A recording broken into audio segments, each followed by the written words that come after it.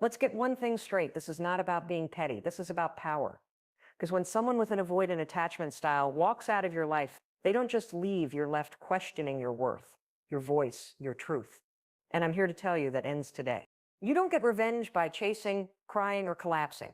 You rise, you rebuild, you take all that energy they refuse to receive and turn it inward where it belongs. Today, we're diving into 5 of the most powerful, unexpected, and high-impact ways to get revenge on an avoidant ex. And spoiler alert, it's not what you think. It's better. Let's go. Leveling up in silence is one of the most powerful and underrated forms of revenge you can take, not just on an avoidant ex, but on anyone who ever underestimated your worth. And here's why. People with avoidant attachment styles often disconnect to protect themselves from intimacy. When the relationship ends, they expect you to chase, to beg, to collapse emotionally. That validates their distorted belief that closeness leads to chaos. So when you don't do that, when you go quiet, when you level up in the background, it disrupts everything they've told themselves about you and about the story they thought they had control of. Silence isn't passive, it's strategic. It's not the absence of communication, it's the presence of power. Because you're not just going radio silent, you're using that space to evolve. You stop explaining yourself. You stop trying to get closure from someone who was never capable of giving it. You stop replaying conversations, analyzing texts and wondering if you were too much. And instead, you put all that emotional energy into yourself. You turn the spotlight inward. This kind of revenge doesn't look like slamming doors or throwing dramatic social media posts out into the world. It looks like signing up for that course you kept putting off. It looks like starting a new morning routine that centers you instead of your phone. It looks like going to therapy not to talk about them, but to rediscover the parts of you that got muted while trying to love someone who couldn't meet you halfway. You become obsessed with your own growth, not for their validation, but because you finally remember what it feels like to pour into yourself. Here's the thing about avoidant exes. They don't expect you to stop orbiting around them. Their sense of power often comes from being aloof, being unavailable, being hard to get. But when you stop showing up, when your name disappears from their notifications, when mutual friends mention you and you're thriving quietly, that gets under their skin in a way no angry message ever could. Because you didn't just move on, you leveled up without needing them to see it. And that makes them question the control they thought they had. But the real magic happens when you're not doing it for them anymore. At first, maybe the idea of them seeing you glow up is a motivator. That's human. But eventually, you outgrow even the need to be seen. You start doing it because it feels good, because it aligns with who you are, because you realize they were never the source of your light. You just forgot how brightly you shine when you're not dimming yourself to stay in someone else's comfort zone. Leveling up in silence is also about resisting the urge to perform your healing. In a world obsessed with online validation, it can feel tempting to post every win, every glow-up photo, every quote that screams, "I'm doing just fine without you." But true confidence doesn't need an audience. When you're truly focused on yourself, your healing, and your future, you're not checking to see if they're watching. You're too busy living. This doesn't mean you have to be perfect or polished. There will be moments of grief, of doubt, of anger. That's normal. But even those moments become part of the transformation. You don't numb them, you sit with them, you learn from them. You realize that your pain has always had a purpose, and now that purpose is pushing you toward your next chapter. So if you want revenge on your avoidant ex, don't waste your energy trying to get a reaction. Don't explain yourself to someone who couldn't hold space for your truth. Level up in silence. Grow in private. Let the absence of your attention echo louder than any words ever could. And when you walk into the next season of your life, stronger, wiser, more whole, they won't know what hit them. But you will. You'll know exactly who you've become. Rewriting the narrative means taking back the pen. When a relationship ends, especially with someone who's avoidant, you're often left with a messy, unfinished story. One where you feel like the villain for having needs, or the fool for believing in the connection, or worse, the ghosted character left behind without an explanation. Avoidant exes rarely give you the kind of closure you crave, because real vulnerability feels threatening to them. So they shut down, pull away, and leave you swimming in confusion and self-doubt. That's where rewriting the narrative comes in. You don't wait for them to tell you the ending. You create a new one yourself. This is not about rewriting the past to make them the bad guy. It's not about blame, it's about perspective. It's about looking at what happened through a different lens, one that centers your truth, your growth, and your resilience. Maybe you were told you were too emotional, too intense, too much. But what if instead you were actually brave?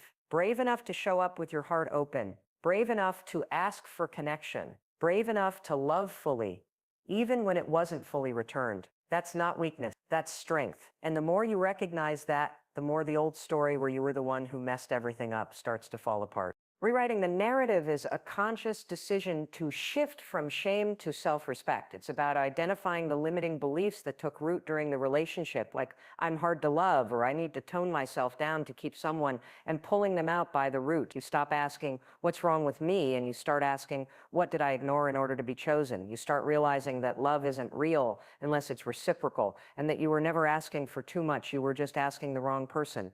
This process often starts with reflection. You sit down and look at the relationship with new eyes, not the ones clouded by longing, but the ones sharpened by distance. You begin to see the patterns, the moments they pulled away when you got close, the emotional shutdowns when you needed support, the gaslighting disguised as you're overreacting. And as painful as it is, you realize that your pain wasn't proof of a failure. It was evidence of your clarity trying to break through. You weren't crazy. You were reacting to emotional inconsistency. You were responding to someone who trained you to doubt your own intuition. Rewriting the narrative means you stop calling that chaos love. You also stop idealizing them. Avoidant exes have a way of becoming larger than life in your memory, mysterious, untouchable, emotionally deep in a way no one else understands.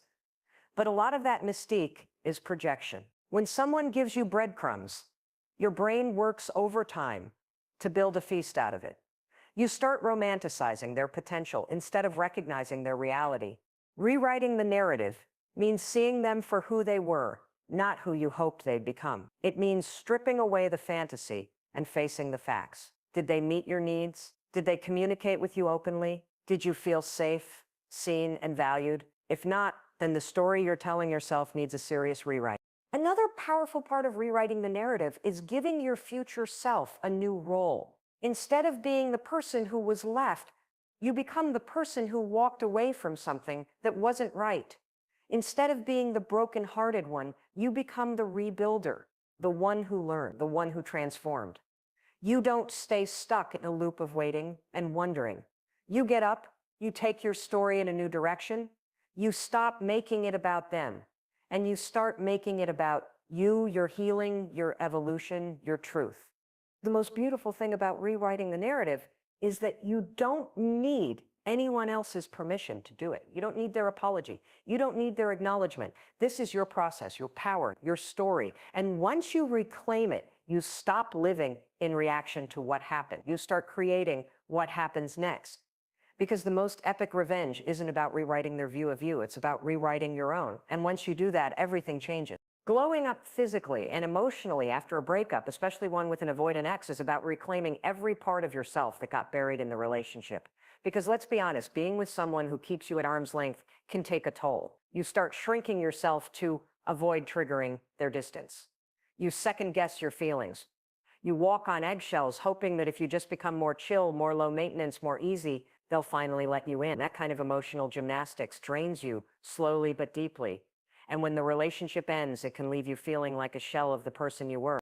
That's where the glow up begins, not as a vanity project, but as an act of rebellion, an act of healing, an act of self-love. This isn't about getting hot so they'll regret leaving.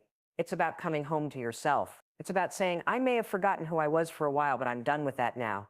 You start with your body, not because appearance is everything, but because it's the easiest way to start moving energy.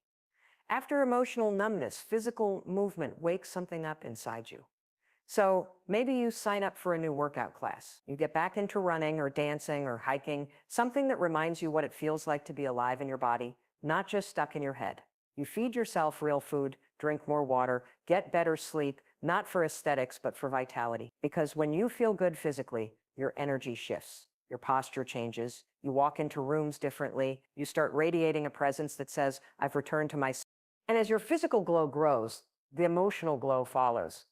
You start cleaning out the emotional residue they left behind. That means setting boundaries with yourself about what you consume. You stop rereading old texts, Stop stalking their socials. Stop digging for signs that they still care. You realize those habits are just little traps keeping you tethered to someone who couldn't meet you where you were. And letting go of those habits isn't easy, but every time you choose yourself instead of the fantasy, you reclaim a little more power. Then you dig deeper. You sit with the hard stuff. You let the tears come, but you don't drown in them. You talk to a therapist, journal, meditate, pray, whatever helps you process the truth that you are not broken. You were just in a relationship that couldn't hold your fullness. Emotional glow-ups aren't always glamorous. Sometimes they look like nights spent crying on the floor, only to get up the next morning with swollen eyes and a little more clarity. But over time, those moments add up. They build strength. They sharpen your self-awareness. They turn your wounds into wisdom. And one day, almost without realizing it, you catch a glimpse of yourself in the mirror, really see yourself and think, there I am. The light in your eyes is back. The weight on your chest is lighter. You're smiling without forcing it, laughing without faking it. You don't just look better, you feel better, lighter, freer, whole. People around you start to notice not just how you look, but how you carry yourself. There's something magnetic about someone who's done the work to glow from the inside out. It's not just beauty, it's peace, it's presence, it's power. And maybe your avoidant ex sees it. Maybe they don't. But that stops mattering, because the real victory is knowing that you didn't glow up to prove anything. You did it because you finally decided you're worth the effort, because you stopped waiting to be chosen and chose yourself instead. A true glow up is holistic. It's not just skin deep. It's in your boundaries, your habits, your joy. It's the way you protect your energy now, the way you say no to things that don't serve you, the way you attract better relationships, because you're no longer operating from a place of lack. You don't need to chase anymore. You don't need to beg, you become. And when you do, you stop wondering if they miss you, because you're too busy loving the person you've become. Thriving in new connections is one of the most transformative ways to heal from and rise above a breakup with an avoidant ex. Not because you need someone new to fix you or fill the space they left behind, but because new connections offer reflection, expansion, and proof that your capacity to connect didn't disappear with that one relationship. It's easy to come out of something with an avoidant partner feeling jaded, emotionally exhausted, and hypervigilant. After all, you were probably the one who gave more, tried harder, and held the emotional weight of the relationship. So naturally, part of you might feel like shutting down, like building a wall around your heart. That's understandable. But at some point, you realize that closing off is just another way of letting them win. Thriving in new connections doesn't mean you jump into another relationship to prove a point.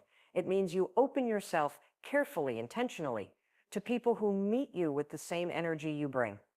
You begin to gravitate toward those who feel safe, available, and emotionally present. And that kind of connection might feel unfamiliar at first. When you've been with someone avoidant, drama and unpredictability can start to feel like passion. Calmness might feel boring. Kindness might feel suspicious. But this is where the real growth happens.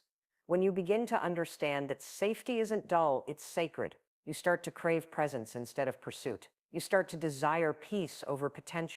In these new connections, whether romantic, platonic, or even professional, you get to practice being your full self again. You don't have to filter your feelings or overanalyze your words. You don't have to earn someone's attention through silence, performance, or pretending to be low maintenance. You just get to show up. And when you're met with reciprocity, something inside you softens. You realize that your needs aren't a burden. That vulnerability isn't a trap. That healthy love doesn't feel like a game you're always losing. This kind of thriving is subtle but powerful. It might look like going out for coffee with a new friend who asks how you really are and actually listens.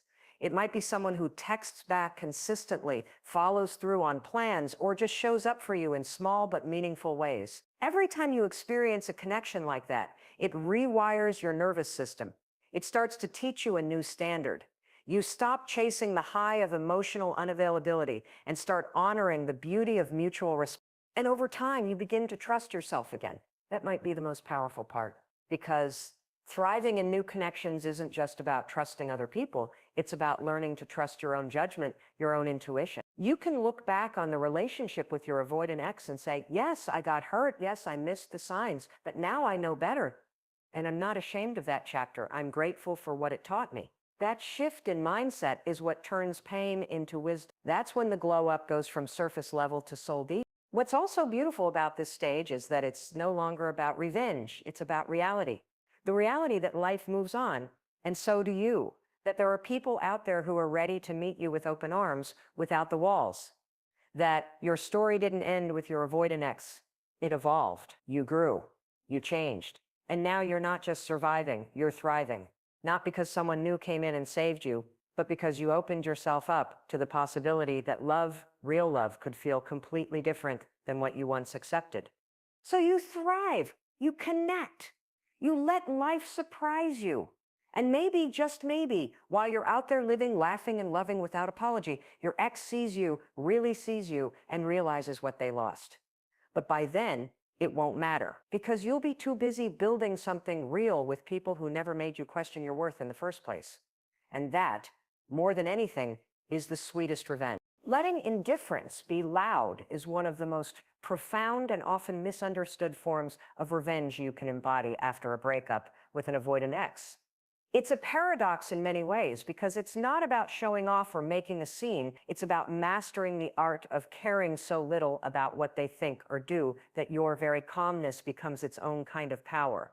Avoidant people tend to withdraw when emotions get messy, and they often interpret your attempts to engage as threats. So when you stop reacting, stop chasing, and instead cultivate genuine indifference, you break the cycle of emotional push and pull. Your silence and steady detachment communicate a message far stronger than any angry text or desperate plea ever could. You are no longer available to their game. Indifference isn't about pretending you don't care or numbing yourself. It's about making peace with what happened and refusing to give the situation more space in your mind or heart than it deserves. This form of revenge is deeply liberating because it means you've stopped obsessing over outcomes you can't control and started focusing on your own emotional freedom. The more indifferent you become, the less power your avoidant ex holds over your emotional state, and the more you reclaim your own peace. When indifference be loud, you are essentially sending a message through your actions, or rather, your non-actions.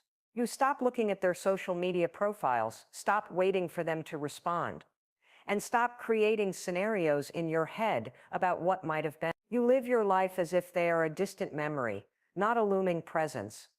And that attitude unsettles avoidant exes because it strips away the emotional fuel they often rely on, their ability to control the narrative by keeping you on edge. Indifference also means protecting your energy.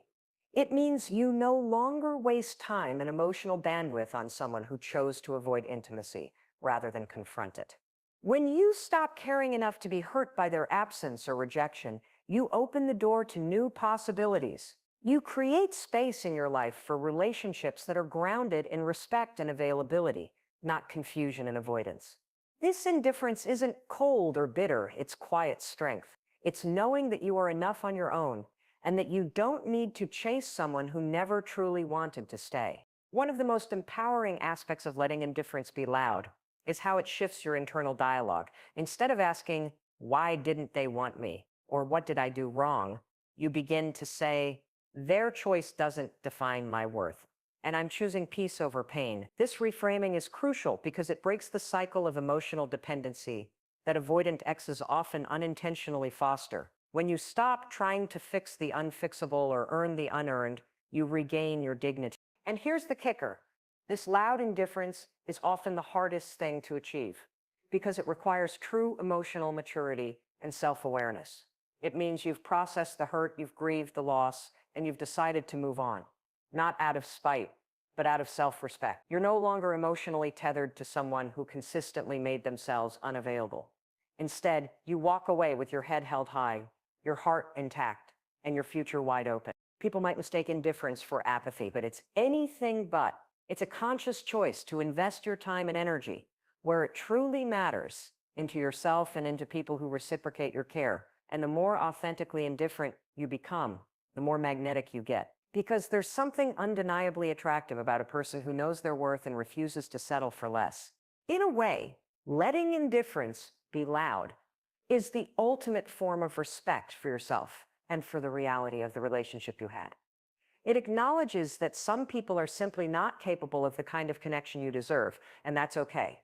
You don't need to be their emotional safety net. You don't need to be their unfinished story. You are your own story, and you get to decide how it unfolds. So when you embrace indifference, you're not just getting revenge on your avoidant ex. You're reclaiming your life. You're showing up as your fullest self, unbothered by the past, unshaken by their absence. And that kind of power, it's undeniable. It's unshakable. It's the kind of revenge that doesn't need to be loud or dramatic to be heard. It echoes in every confident step you take toward your future. Here's the truth. Revenge isn't about hurting someone else. It's about healing yourself and reclaiming your power.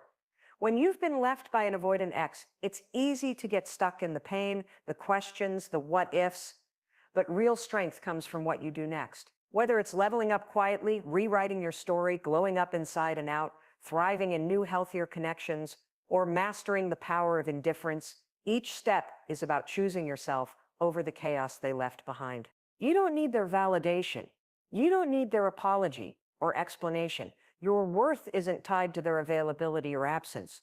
The best revenge is your own transformation, a life lived fully, fiercely, and unapologetically.